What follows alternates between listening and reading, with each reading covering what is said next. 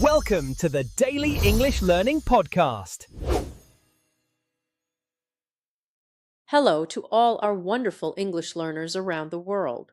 Welcome back to the Daily English Learning Podcast. I am your host, Olivia, and I am delighted to be here with my fantastic co-host, Martin, for another important episode in our Modal Verbs series. Hello, everyone. It is great to be here again. In our last episode, we explored could have, should have, and would have for expressing regret, criticism, and hypothetical past situations. Today, we are focusing on three structures that are used for making deductions and drawing conclusions about the past: must have, might have, and can't have. These structures are all about certainty and uncertainty. When something happened in the past and we were not there to see it, we often need to make a logical guess based on evidence or what we know. Must have, might have, and can't have are the tools we use to express how certain or uncertain we are about that conclusion. Think of them as a scale of certainty. At one end, must have means we are almost completely certain something happened. At the other end, can't have means we are almost completely certain it did not happen. And in the middle, might have means we think it is possible, but we are not sure. These structures appear constantly in everyday conversations, detective stories, crime dramas, workplace discussions, and any situation where people are analyzing past events. Mastering them will make your English sound genuinely fluent and sophisticated. Let us begin. Before we look at meanings, let us confirm the structure. All three forms follow the same pattern: modal verb, then have, then the past participle of the main verb. So we have must have plus past participle, might have plus past participle, and can't have plus past participle. Examples: she must have forgotten. He might have left. They can't have known. The past participle is the third form of the verb: forgotten, left, known, gone, seen, taken, finished. In spoken English, have is almost always contracted or reduced. Must have sounds like must have, might have sounds like might have, and can't have sounds like can't have, though this last one is quite difficult to say quickly, so speakers often say it more clearly. And again, the important writing warning, because these sound like must of, might of, or can't of in fast speech. Some people make the mistake of writing them that way. But these are always wrong. In writing, always use must have, might have, can't have, or their correct contracted forms. Let us look at the certainty scale before we go into each structure in detail. Imagine someone finds an empty box of chocolates and is trying to figure out who ate them. Here's how the three structures would work. Must have: the dog must have eaten the chocolates. His mouth is brown and he looks very happy. This means I am approximately 90 to 100% certain. The evidence strongly points to the dog. Might have: the children might have eaten the chocolates. They were in the kitchen earlier. This means it is possible, perhaps 30 to 50% certain. It is one explanation among others. Can't have: Dad can't have eaten the chocolates. He is allergic to them. This means I am approximately 100% certain this did not happen. The evidence makes it impossible. So the scale from most certain to least certain for positive deductions goes: must have at the top, then may have and might have in the middle, and at the bottom for negative certainty, can't have. This scale is very helpful to keep in mind. Let us start with must have. We use this when we are drawing a strong logical conclusion based on evidence. We did not see something happen, but the evidence makes us almost certain it did. Classic example. You scored 100% on the exam. You must have studied very hard. The result is the evidence. From the result, we conclude with high certainty that a lot of studying happened. Or imagine arriving at a friend's house and noticing the lights are off. The car is gone and nobody answers the door. You say, she must have gone out. All the evidence points strongly in that direction. More examples. He must have been exhausted after working 16 hours straight. Or they must have taken a wrong turn. They should have arrived an hour ago. In each case, the speaker is using available evidence to reach a confident conclusion. Must have is also used for sudden realizations. Oh no, I must have left my wallet at the restaurant. This is the moment you realize what probably happened. Or, I must have clicked the wrong button. That explains the error. Notice that in these cases you're not guessing randomly. You are reasoning from facts The wallet is missing. You were recently at the restaurant. The conclusion follows logically and must have expresses that logical certainty. The negative form is must not have or mustn't have. We use this when we are almost certain something did not happen, based on evidence. She must not have received the email. She would have replied immediately if she had. The evidence, knowing how she behaves, leads to the confident conclusion that she did not receive it. However, it is important to note that in everyday conversation, native speakers often use can't have rather than must not have for negative deduction. Can't have sounds more natural and is much more common. We will look at that shortly. So while must not have is grammatically correct, you will hear can't have much more often in the same situation. She can't have received the email sounds more natural than she must not have received the email to most native speakers. Now let us look at might have. We use this when we think something is possible, but we are genuinely uncertain. It is one possible explanation among several. As we mentioned, it sits in the middle of our certainty scale. Imagine your colleague did not come to work. You do not know why, you say. She might have been ill. This is one possibility. You're not sure. She might also have had a personal appointment, or there might have been a family emergency. More examples. He might have missed the train. That is why he is late. Or, they might not have understood the instructions. We should check. In both cases, there is uncertainty. The speaker is suggesting a possibility, not stating a fact. May have has the same meaning as might have, and both are used interchangeably for past possibility. She may have forgotten and she might have forgotten mean exactly the same thing. Might have is slightly more common in conversation, while may have is slightly more formal. Might have is also used when you are trying to explain something that surprised you. Where are my keys? I might have left them in the car, or I might have left them on my desk. You are exploring possibilities. The negative forms are might not have and may not have. These express the possibility that something did not happen. We are not sure whether it happened or not. He might not have received the message. You should send it again. This means it is possible he did not receive it, but we are not certain either way. They may not have known about the change of plan. Nobody told them directly. Again, it is uncertain. Maybe they knew. Maybe they did not. Compare might not have with can't have. She might not have seen the sign means possibly she did not see it, but we are not sure. She can't have seen the sign means we are almost certain she did not see it. The level of certainty is very different. Now let us look at can't have, which sits at the opposite end of the certainty scale from must have.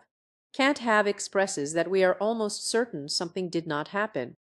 It was impossible or extremely unlikely given the evidence. Classic example. You can't have seen Tom at the party last night. He is in hospital. The evidence, the fact that Tom is in hospital, makes the claim impossible.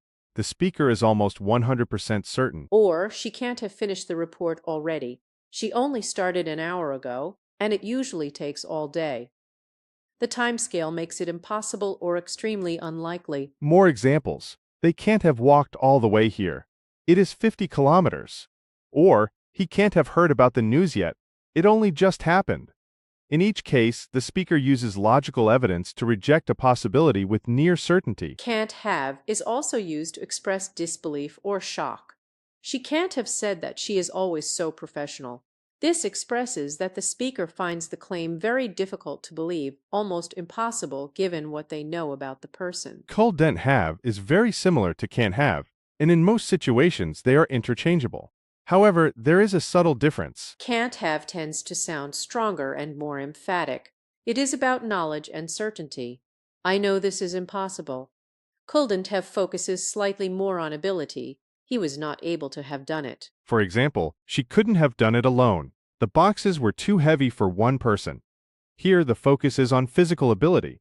Can't have in the same sentence would also work, but could have emphasizes the physical impossibility more clearly. In practice, most native speakers use can't have and couldn't have interchangeably for past impossibility, and either form is correct and natural in most situations. Let us practice comparing all three structures in the same situation. This will really help clarify the differences. Situation: a colleague did not show up to an important meeting and is not answering their phone. Must have: something must have happened to her. She never misses meetings, and she always answers her phone. I'm almost certain there is a serious reason. Might have. She might have had a family emergency, or she might have been stuck in traffic somewhere without signal. Can't have. She can't have simply forgotten. This meeting has been in her diary for 3 weeks, and she confirmed it yesterday. Do you see how each one expresses a different level of certainty? Must have is near certain that something happened. Might have explores a possibility without committing to it. Can't have is near certain that something did not happen. Let us try one more situation. Someone finds a broken vase at home. There are 2 children and a dog. Must have. The dog must have knocked it over. It was wagging its tail very energetically earlier. Might have. One of the children might have broken it. They were playing near it this morning. Can't have. The baby can't have broken it. She cannot reach the shelf yet. These structures are incredibly common in natural conversations. Anytime people are discussing a past event and making conclusions, you will hear them. In detective or crime contexts, the thief must have entered through the back window. It was the only one left open. He can't have had a key because the lock was not tampered with. He might have been watching the house for days before acting. In everyday workplace situations, the client must have misunderstood the proposal. The feedback doesn't match what we sent. They might not have read the full document. They can't have seen the revised version because we only sent it this morning. In personal conversations, you look exhausted. You must have had a terrible night's sleep. It can't have been the noise from outside because I didn't hear anything. You might have been worrying about the presentation. Notice how naturally all three flow together in real communication. Each one serves a slightly different purpose, and together they give a very complete picture of the speaker's reasoning process. While today's focus is on must have, might have, and can't have, it is worth briefly mentioning needn't have because it comes up in similar contexts. Needn't have plus past participle means that someone did something, but it was not necessary. You needn't have brought flowers. That is very kind but really unnecessary. The person did bring flowers, but it was not required. Compare this with didn't need to, which means that something was not necessary, and the person did not do it. I didn't need to bring flowers, so I didn't. Versus I needn't have brought flowers means I brought them, but it turned out to be unnecessary. This is a subtle but important distinction. Needn't have always means the action was taken, but was not required. Didn't need to means the action was not required, and was therefore not taken. Let us look at the most common mistakes learners make with these structures. The first mistake is confusing must have with should have. Incorrect. He must have studied harder when expressing a regret or criticism. Correct. He should have studied harder. Must have is for deduction, not advice or regret. The second mistake is using the present form instead of the past participle. Incorrect. She must have go. Correct. She must have gone. Always use the past participle after have. The third mistake is using can't have when the correct form is must not have or vice versa. Remember, can't have is for past impossibility based on evidence. Must not have is for strong certainty that something did not happen, though as we mentioned, can't have is more natural in conversation for this meaning. The fourth mistake is writing must of, might of, or can't of. These are always wrong. Always write must have, might have, can't have, or the correct contracted forms. The fifth mistake is using might have when must have is more appropriate. If the evidence is very strong, must have is the correct choice. The lights are off, the car is gone, and nobody answers. She might have gone out. This sounds too uncertain given all the evidence. The natural form is, she must have gone out. Let us practice with one final extended scenario. You come home and find your kitchen flooded. Must have. A pipe must have burst. There is water everywhere and the sound is coming from under the sink. Might have. I might have left the tap on. Or the dishwasher might have leaked. I am not sure yet. Can't have. It can't have been like this all day. My neighbor would have noticed and called me. And adding should have from our last episode. I should have checked the pipes last month when the plumber warned me. I shouldn't have ignored the warning. And called have. We could have avoided this if we had called the plumber earlier. Notice how all the modal perfect forms work together to create a full picture of the situation. Deduction with must have and can't have, possibility with might have, regret with should have, and missed opportunity with could have. Let us review everything clearly. Must have plus past participle. Strong deduction, near certainty that something happened, based on evidence. She must have left already. The lights are off. Must not have plus past participle. Strong deduction that something did not happen. Less common than can't have in conversation. He must not have received the invitation. Might have plus past participle. Past possibility, uncertainty. One of several possible explanations. He might have taken a different route. Might not have or may not have plus past participle. The possibility that something did not happen. She might not have understood the question. Can't have plus past participle. Near certainty that something did not happen. Past impossibility or strong disbelief. He can't have walked here. It is too far. Couldn't have plus past participle, similar to can't have, often emphasizing inability. She couldn't have done this alone. Needn't have plus past participle. Something was done, but was unnecessary. You needn't have worried. Everything was fine. What a fascinating episode. Must have, might have, and can't have are the tools that allow you to reason about the past in English with precision and naturalness. Once you master these, your English will sound genuinely sophisticated. Think of yourself as a detective every time you use them. You are weighing evidence and expressing how confident you are in your conclusion. That is exactly what native speakers do constantly in everyday conversation. In our next episode, we will bring together the entire Modal Verbs series with a comprehensive review, helping you choose the right modal for every situation. It will be the perfect final episode to consolidate everything you have learned. Until then, practice noticing these structures in films, TV shows, podcasts, and conversations. Once you start looking for them, you will find them everywhere. Thank you for listening, everyone. You must have been very dedicated to follow this series all the way to episode 8. You can't have found it too difficult because you're still here. See you in the next episode. Goodbye, everyone. Goodbye, and keep practicing. You might have more talent than you think.